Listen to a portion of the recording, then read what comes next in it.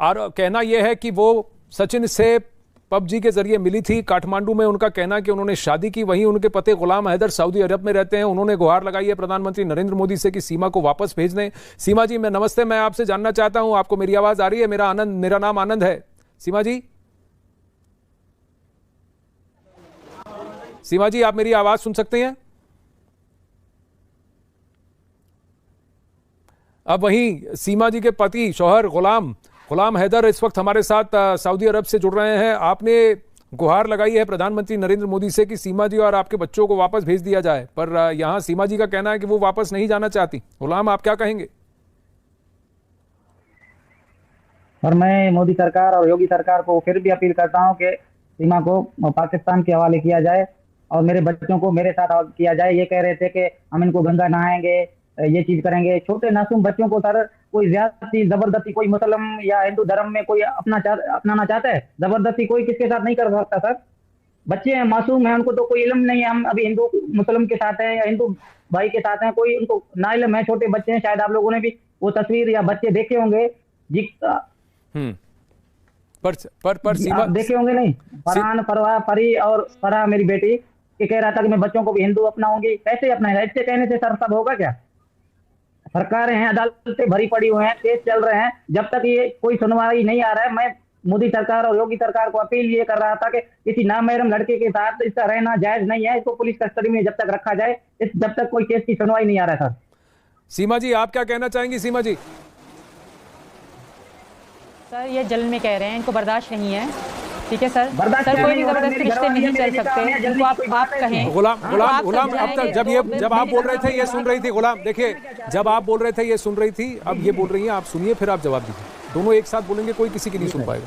जी सीमा जी बोलिए। यार सर ज़बरदस्ती के रिश्ते नहीं चलते। ये मेरे साथ अच्छे से नहीं रहे पाकिस्तान में, शायद ये मेरी इज्जत करते तो शायद मैं आज यहाँ ना होती।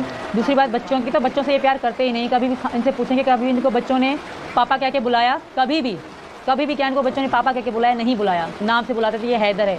मेरे अब्बू जो मेरे पापा थे उनको पापा कहते थे, क्योंकि उन्होंने मेरे अब्बू ने इनको पाला है, उन्होंने इनको प्यार दिया है। पापा का भी, मेरे पापा जो इनके नाना अब्बू थे।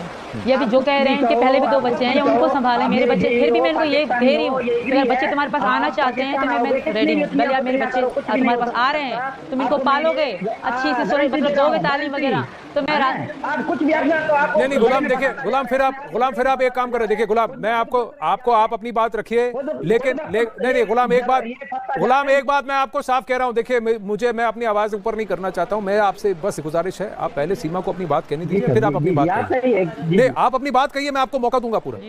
ठीक है, मैं आपको मौका दूंगा पूरा। सीमा को अपनी बात कहने दीजिए, फिर आप अपनी बात रखिए, पर दोनों एक दूसरे के ऊपर ना बोले। जी सीमा बोलिए, आप अपनी बात पूरी कीजिए, फिर गुलाम जवाब दे। जी आपका ये कहना है कि गुलाम ने अपने बच्चों पर ध्यान नहीं दिया, आप पर ध्यान नहीं दिया, वो आपके बच्चे उसको अपना पिता भी नहीं, गुलाम को अपना पिता भी नहीं मानते। लेकिन बात यह है सर, जी बोलिए। सिर्फ पैसे ही मोहब्बत नहीं होते, इज्जत भी कोई चीज़ हो, रिस्पेक्ट भी कोई चीज़ होती है। सिर्फ पैसे देने से सब कुछ नहीं होता। आप फोन पे भी जलील करो, साथ रह के भी जलील करो, लड़ते रहो, झगड़े करते रहो, तो ये जिंदगी नहीं होती सर। मैं लेकिन आप सीमा एक बात तो मानेंगी कि आपके जो 4 बच्चे हैं, उनके वालिद तो गुलाम हैं, तो उनकी जिंदगी क्या होगी, उनका फ्यूचर क्या होगा, उसमें गुलाम का भी तो हक होगा। ये तो आप मानेंगी है सर। मैं कह रही हूँ, अगर बच्चे इनके पास जाना चाहते हैं तो ये भले बच्चों को अपने पास बुला लें, अगर बच्चों की अच्छी परवरिश करेंगे। दूसरी बात, इन्होंने थोड़ी देर पहले मुझे कहा था कि सचिन 13,000 कमाते हैं, बच्चों का कैसे ध्यान रखेंगे? 13,000 मतलब 3 गुना आगे पाकिस्तान पे, मतलब 3 गुना।